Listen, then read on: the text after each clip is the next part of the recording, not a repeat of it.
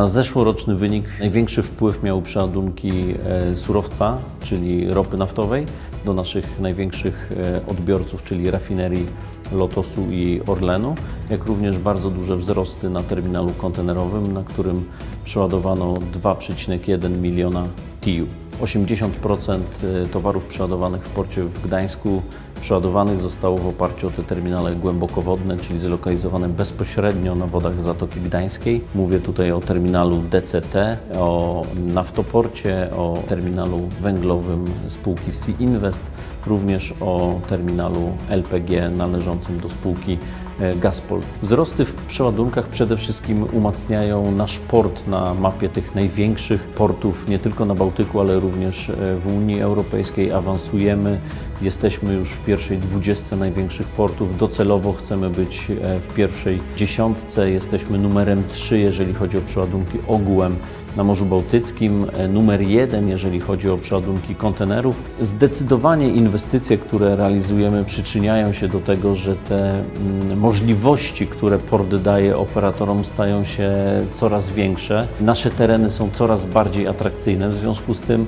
również inwestorzy coraz chętniej patrzą w naszym kierunku. W ramach CEF udało nam się przebudować 5 km nabrzeży w porcie wewnętrznym. Pogłębiliśmy tor wodny na tym odcinku od Główek wejścia do portu do wyspy Ostrów, czyli tam, gdzie znajduje się stocznia.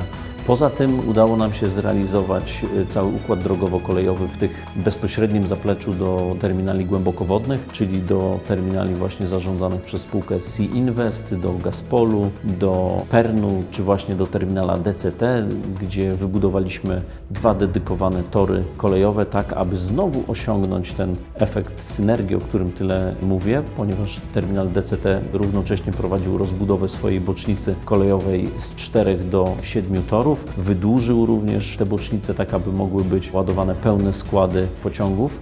W planach mamy również kolejne inwestycje, które będą sfinansowane z kolejnego programu, tak zwanego CEF2. Mowa tutaj o Nabrzeżu Wiślanym, które chcemy przebudować gruntownie. Mowa o blisko 800 metrach nabrzeża węglowego. W tej chwili naszym głównym projektem to jest dostosowywanie nabrzeży do umożliwienia zasilania jednostek pływających w energię elektryczną z lądu, tak zwane OPS-y. To nie tylko sama inwestycja w nabrzeże, w umożliwienie położenia całej infrastruktury. W tej chwili wyprzedzamy te przepisy, które się pojawią i zmuszą armatorów do tego, aby kupować tą energię elektryczną z lądu i ona będzie w coraz większym stopniu zielona, bo przypomnijmy, ona zacznie być właśnie w oparciu o offshory wytwarzana z wiatru na morzu. Wprowadziliśmy takie pojęcie trochę zarządzania gospodarskiego. Każde oko naszego pracownika ma jedno proste zadanie: dbać jak o swoje, tak żeby ten port był portem zadbanym, tak aby widać było po prostu na tych terenach gospodarza.